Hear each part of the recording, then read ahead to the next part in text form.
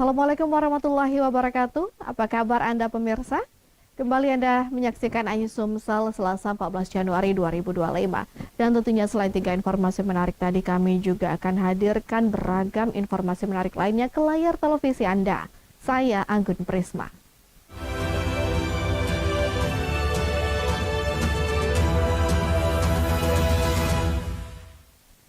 Kita awali informasi pertama. Pemirsa, viral di media sosial, seorang oknum perwira Polres Prabu Muli menendang pengendara sepeda motor hingga mengakibatkan bibir dan hidung korban mengeluarkan darah. Aksi kekerasan tersebut terjadi di Jalan Jenderal Sudirman di depan rumah dinas Wali Kota Prabu Muli.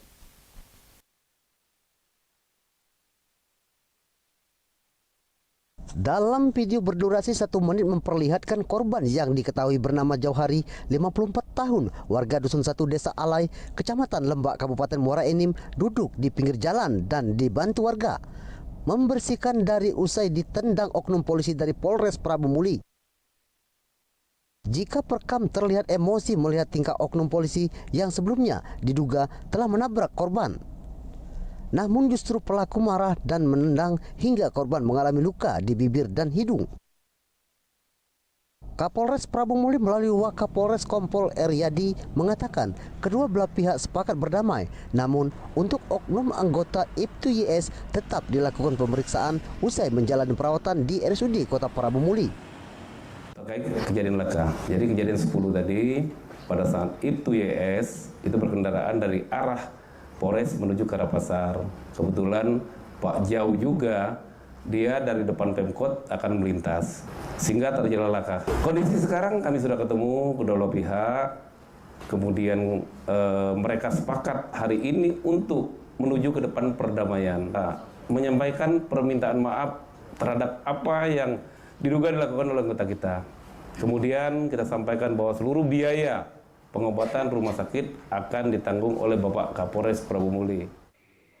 Usai viral di media sosial, Wakapolres Prabu Muli bersama anggota mendatangi rumah sakit Arbunda Prabu Muli untuk melihat kondisi korban dan berjanji menanggung semua biaya perawatan korban.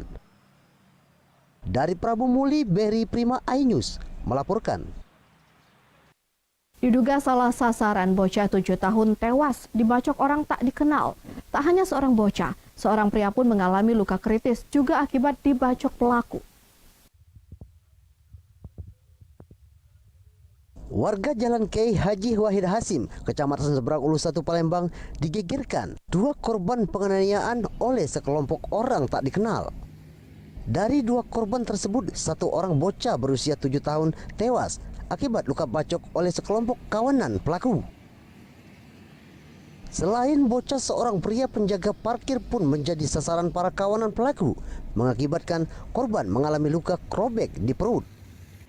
Kejadian ini bermula saat korban Apri Ariansa, 31 tahun, sedang duduk di depan minimarket. Tiba-tiba datang 3 orang pelaku menggunakan mobil angkutan kota jurusan Kertapati, Ampera.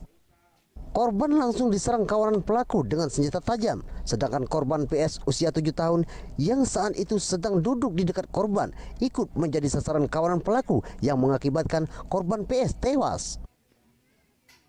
Duduk kan, nah bercerita kelakar, tiba-tiba ada mobil angkut, angkut semua ini apa kuning, nah, langsung turun, itu bertiga. Tiba-tiba yang sikap tadi mau ceruri panjang, nah, langsung ngapak bang. Ngapak siapa itu kak? Ngapak Ariansa. Yang apa? Ini besarnya. Lala terkena yang budak kecilnya. Yang budak kecil ini siapa kak? Yang budak kecil ini ya mak ini apa? Masih ada pengen lah. Tapi dia tak tahu kan masalah. Tahu posisinya tidur. Posisi tidur. Identitas pelaku telah dikantongi identitasnya oleh polisi dan sedang diburu Satreskrim Polrestabes Palembang. Dari Palembang, Muhammad David, iNews melaporkan. Diduga konsleting listrik usai mengisi BBM eceran, sepeda motor milik seorang guru agama di Palembang terbakar di atas jembatan flyover Simpang Polda Sumatera Selatan. Api dengan cepat membesar menghabiskan sepeda motor. Dari rekaman warga terlihat sepeda motor jenis Matic hangus terbakar tempat di atas jembatan flyover Simpang Polda Palembang Senin kemarin. Api yang membesar membuat heboh pengendara yang tengah melintas. Api berhasil dipadamkan setelah satu unit mobil pemadam kebakaran dikerahkan ke lokasi kejadian. Pemilik kendaraan menjelaskan bermula ia mengisi bahan bakar eceran sepulang mengajar. Ketika di jembatan flyover, jok motor terasa panas saat dilihat api keluar dari bagian mesin, kemudian langsung membesar hingga membuatnya panik. Ahmad Yudhistira, pemilik kendaraan mengatakan penyebab kebakaran diduga korsleting listrik dari salah satu komponen sepeda motornya dan diduga terjadi kebocoran pada bahan bakar kendaraan hingga menetes ke bagian mesin dan terjadi korsleting lalu terbakar. Apinya berasal dari mana? 20 meter dari situ kan. Sampai sini. Namanya di motor kan sancar kan. Iya. Mulai lah di bagian bawah itu terbakar. Dari mana tadi Kak? Dari sekolahan Pak tadi, dari tempat pegawai. Habis ngisi bensin. Isi bensin terus mungkin bocor ya. Bensinnya bocor di garpu jadi konslet Pak. Untuk pemeriksaan lebih lanjut, kerangka sepeda motor dan pemiliknya dibawa ke Mapolsek Kemuning Palembang. Dari Palembang, Firdaus Ainus melaporkan.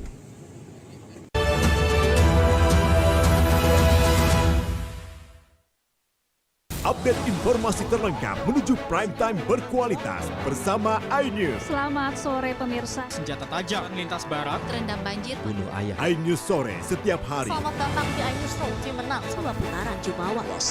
iNews Room setiap hari. iNews Prime selengkapnya. Tunggu Haris. Bit air increase layang 9%. iNews Prime Senin sampai Jumat. iNews Malam. Kelas Abu. Kelas tenggelam. Erupsi iNews malam setiap hari hanya di iNews. Update informasi terlengkap menuju prime time berkualitas bersama iNews. Selamat sore pemirsa. Senjata tajam lintas barat, Terendam banjir. bunuh ayah. iNews sore setiap hari. Selamat datang di iNews Room Cimenang, Solo Putaran Jumawa. iNews Room setiap hari. iNews Prime selengkapnya. Tunggu Haris. Bit air increase layang 9%. iNews Prime Senin sampai Jumat. iNews Malam. Kelas Abu. Kelas tenggelam. Erupsi iNews malam setiap hari hanya di iNews. The Great Prime Time. Bisa dikatakan lurus. Benarkah dari perkara? Balikin uang gue Gus. Gratis itu Nanti kesel juga gitu. Bersama saya Abraham Sulaiman. AB Plus setiap Senin pukul 8 malam. Bagaimana kita melihat hari-hari ke depan? Yang jelas PR-nya banyak. Tadi ternyata Bung Aiman. Baunya menyengat. Dukit-dukit juga nggak pernah selesai nih. Lu sampaikan peristiwa-peristiwa itu. Saya Aiman Wicaksono, inilah. Rakyat bersuara Selasa pukul 7 malam. Kuasa hukumnya operasi buat. Kekerasan seksual 1000%. Banyak. Berapa korban? Penyiram air keras. Padahal kita dalam bukti ini The Prime Show Rabu pukul 8 malam. Pilkada Jakarta sudah mulai bergemuruh. ada gap sosial yang serius. Mosok si gontok-gontokan. Yang lambat. Saya Anisha Dasud. Dan saya Aryo Ardi. Interupsi Kamis pukul 8 malam. Only on iNews.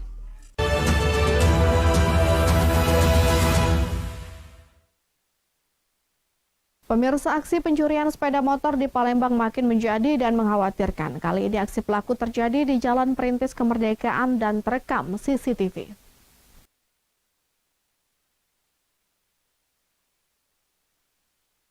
Inilah detik-detik aksi pencurian sepeda motor milik Okta, warga Jalan Perintis Kemerdekaan, Kecamatan Ilir Timur 2, Palembang. Terekam kamera pengawas CCTV milik warga. Dari rekaman CCTV tersebut terlihat dua pelaku beraksi mencuri motor yang berada di dalam pagar rumah korban. Kejadian ini terjadi pada dini hari saat korban sedang tertidur pulas. Korban baru mengetahui motornya hilang pada pagi hari saat hendak menghantar anaknya ke sekolah. Korban pun langsung melaporkan kejadian tersebut Sentral Pelayanan Kepolisian Terpadu Polrestabes Palembang. Kejadiannya malam. Kalau lihat di CCTV itu jam 2. Nah, pas kali bangun tidur tuh 5:30, pagar lah terbuka. Motor tak kate. Pagi tuh rencana nak ngantar budak sekolah. Iya. Kalau motor tak kate tadi panik kami nyari. ke sekeliling kampung tuh CCTV. Nanya. Ada tetangga tuh CCTV, ada lagi Mbak motor itu. Oh, CCTV tetangga itu juga tuh. iya. Dari Palembang, Muhammad David iNews melaporkan. Menjawab keluhan petani, Menteri Koordinator Bidang Pangan Zulkifli Hasan memastikan harga gabah petani dan jagung di tingkat petani dipastikan mengalami kenaikan. Harga gabah yang semula dari harga Rp6.000 naik menjadi Rp6.500 per kilogram.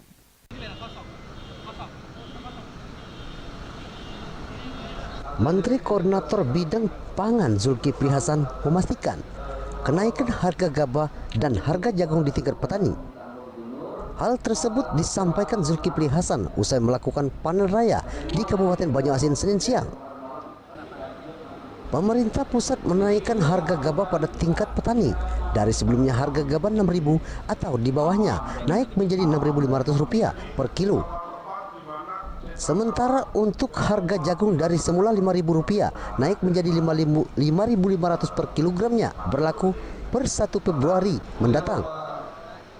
Serapan gabah petani dengan harga pokok penjualan akan mulai diberlakukan pada 15 Januari mendatang oleh Badan Urusan Logistik atau Bulog. Saat ini Bulog tengah menyelesaikan kesepakatan dengan pabrik padi. Selain menjamin kenaikan harga gabah dan jagung petani, Zulkifli Hasan juga memastikan pada tahun 2025 ini pemerintah tidak akan melakukan impor terhadap 4 komoditas pokok masyarakat lainnya seperti beras, jagung, gula, dan garam. Karena Sumatera Selatan sudah mulai panen dan nanti Februari Maret akan panen raya, maka yang paling penting harga gabah yang sudah naik dari 6.000 jadi 6.500 harus bisa dibeli. Ya, kalau pasar tidak gerak maka pemerintahnya akan beli. Kalau perintah Bapak Presiden begitu dengan harga 6.500. Ya, memang Bulog boleh tanggal 15 kesiapan. Tapi kalau sekarang sudah bisa, ya harus di. Kedua, jagung yang dari 5.000 menjadi 5.500. Itu perintah Bapak Presiden juga berapapun produksi petani harus. Pemerintah juga memastikan ketersediaan pupuk untuk petani tidak sulit didapat. Dari Palembang, Muhammad Riza Palevi iNews melaporkan. Penerimaan ASN dan P3K untuk formasi guru sering menimbulkan permasalahan baru bagi sekolah swasta karena harus kehilangan guru terbaik yang lulus tes. Namun Menteri Pendidikan Dasar dan Menengah Abdul Muti memberikan angin segar, yakni guru ASN dan P3K bisa mengajar di sekolah swasta. Kementerian Pendidikan Dasar dan Menengah terus mensosialisasikan dan mendengarkan aspirasi dari sekolah, termasuk sekolah swasta. Dalam sharing session staf khusus Mendikdasmen di Grand Atyasa Palembang, Sabtu pagi, Yayasan Sekolah Islam Terpadu Auladi menyampaikan aspirasi terkait penerimaan ASN dan P3K, menggerus jumlah guru terbaik yang dimiliki. Menurutnya dalam kurun waktu yang lama, yayasan sudah memberikan pelatihan dan sertifikasi skill yang mumpuni dan menghabiskan dana besar, namun tidak adil jika mereka tersedot untuk hanya sekolah negeri. Untuk itu S1 T Auladi mengusulkan guru-guru yang sudah mengajar di swasta dan lulus tes tetap ditempatkan di sekolah asal karena sama-sama mendidik anak bangsa, dan pemerintah bisa juga mengambil dari sarjana-sarjana lulusan terbaik universitas. Kalau boleh usul dan saran kepada pemerintah, kita ingin bahwa peserta P3K itu dikelompokkan dua saja. Guru-guru yang sudah mengajar di tempatnya yang lama, jika memang berdasarkan penilaian pemerintah mereka layak menjadi guru P3K, apa problemnya kalau dia ditempatkan kembali ke swasta? Karena dia kan juga mendidik anak bangsa. Dengan harapan guru negeri bisa mengajar di tempat swasta, bahkan kalau mungkin yang selama ini sudah diterima di negeri itu dapat kembali ke tempat semula. kebijakan Kementerian Pendidikan Dasar dan Menengah yang sudah diambil oleh Pak Menteri Prof. Abdul Muti. Tahun 2025 ini insya Allah akan pengangkatan P3K di tahun 2025 ini bisa didistribusikan ke sekolah-sekolah swasta. Kami sadar betul bahwa pendidikan di Indonesia ini kan tidak bisa semuanya di-cover oleh pemerintah. SIT Auladi berharap kebijakan ini terrealisasi di tahun ini sehingga sekolah-sekolah swasta terus dapat berkontribusi bagi pendidikan di Indonesia. Dari Palembang, Bambang Irawan, iNews melaporkan.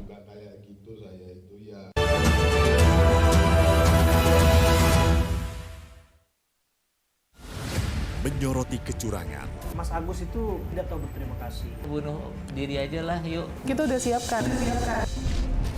Menyuarakan keadilan. 40.000 belum makan. Tetap berjuang ya Bu ya.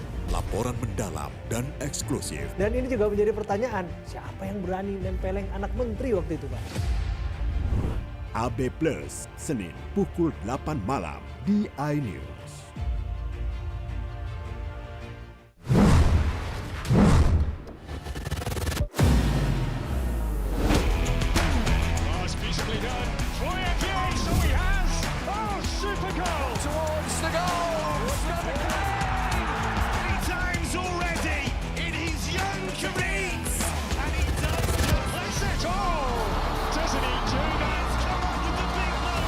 Bundesliga live iNews Premium Sports. Mengupas makna dan tafsir Al-Quran bersama ulama terkemuka tanah air. Jangan pernah kita berpikir hidup ini tidak ada cobaan. Seluruh amal kita itu dihitung dengan niatnya. Jelas, lugas untuk kehidupan sehari-hari. Maka disitulah Allah akan merubah hidup kita di luar rumah tangga kita. Dia benar-benar bertobat seperti bayi baru dilahirkan dari rahim ibunda. Rumah tangga itu bangunannya adalah ketakwaan. Cahaya Hati Indonesia, Sabtu dan Minggu pukul 12 siang di iNews. Mempertanyakan rasa keadilan. Negeri kami nampak kehilangan kemudi.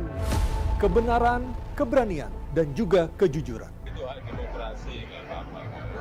Saatnya kita bicara. Tuntaskan di sini. Menyampaikan dari kacamata mahasiswa. Saya Aryo Ardi. Saya Anisha Dasuki. Interupsi hanya di iNews.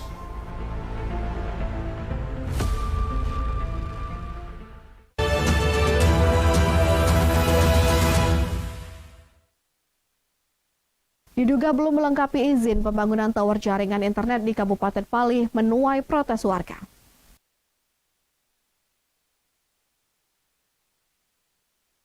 Pembangunan tower di Desa Tempirai, Kecamatan Penukal Utara, Kabupaten Pali menuai protes warga. Pasalnya, tower yang sudah berdiri ini belum memiliki izin, namun pembangunan sudah dilaksanakan sehingga menuai pertanyaan di tengah warga. Warga khawatir terjadi hal-hal yang tidak diinginkan, baik dari segi kenyamanan, keamanan, dan keselamatan. Warga mengaku merasa resah dan terganggu karena bisa saja tower mengancam keselamatan mereka. Diduga ada kata izin. Kata izin. Kata izin. Terus kita sebagai warga gimana di sini? Nah, kami selaku warga merasa keberatan berdirinya tower ini, Kak. Dari awal pembangunan sampai sekarang berbelit-belit pihak tower ditanya izin. Izin tersebut kata dia ada. Ternyata kapan dikupas-kupas kita kata. Warga itulah. Warga sekitarnya resah tak? Resah. Resah ya? Resah. Warga kompensasi yang diberi oleh tower cuma 300 per warga. Keluarga. Sudah ada asuransi belum sekeliling ini? Asuransi belum jelas.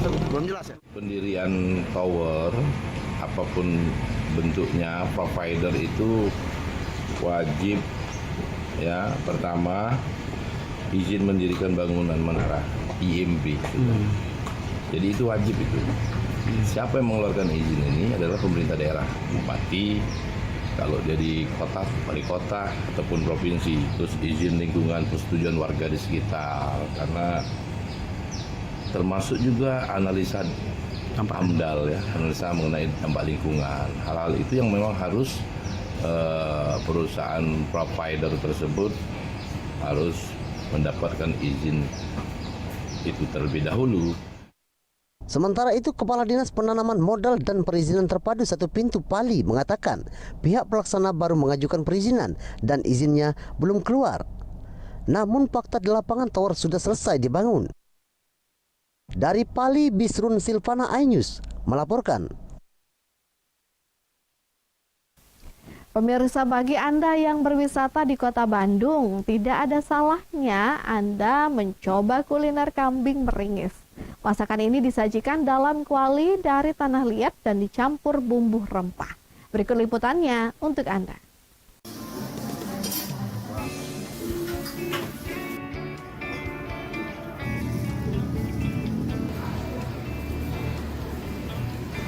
Bagi sebagian orang, daging kambing sudah menjadi menu hidangan yang bisa dijumpai di mana-mana. Dengan beragam olahan, ciri khas masing-masing. Salah satunya gulai kepala. Namun pernahkah Anda menyantap olahan gulai kepala kambing utuh yang disajikan di dalam kuali dari tanah liat? Nah, menu yang satu ini bisa Anda temukan di salah satu resto khusus olahan daging kambing di kawasan Taman Kopo Indah, Kota Bandung. Bahan dan proses pembuatannya cukup mudah. Satu kepala kambing utuh ukuran dewasa yang sudah direbus selama 2 jam dibelah menjadi 2 bagian kemudian direbus. Untuk menghilangkan rasa amis, masukkan garam, jahe, serai, daun jeruk, dan daun salam.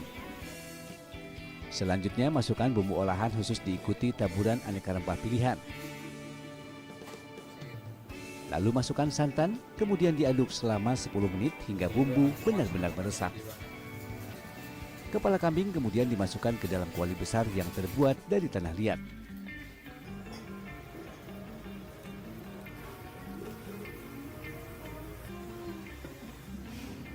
Dan 1 porsi gulai kepala kambing utuh siap disantap. Menu kepala domba dengan rangka-rangkanya, apalagi untuk si rasanya enak banget, rempah-rempahnya sangat kuat, dagingnya empuk banget, juicy banget. Saya pertama kali datang ke sini, saya lihat dari sosial media. Pemilik resto Siswojo menyatakan ide pembuatan gulai kepala kambing utuh ini berawal dari kegemaran dirinya makan menu hidangan kepala. Selain bagian dagingnya yang tebal, menyantap kepala kambing utuh tanpa dipotong-potong menyuguhkan sensasi yang berbeda. Kalau menu sudah dipotong-potong, sensasinya kurang, makan kurang puas. Kalau dia bentuknya setengah kepala atau kepala utuh, makanya puas gitu loh. Untuk bisa menikmati 1 porsi gulai kepala kambing utuh, Anda cukup merogoh kocek Rp270.000 saja. Bagi Anda penyuka olahan daging kambing, menu yang satu ini bisa menjadi pilihan keluarga karena 1 porsi gulai bisa dinikmati 3-4 orang. Dari Bandung, Jawa Barat, Billy Maulana Pikran iNews melaporkan.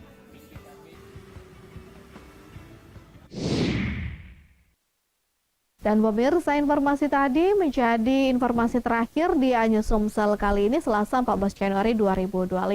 Saya Anggun Prisma dan kerabat kerja yang bertugas pamit undur diri. Terima kasih, sampai jumpa dan wassalamualaikum warahmatullahi wabarakatuh.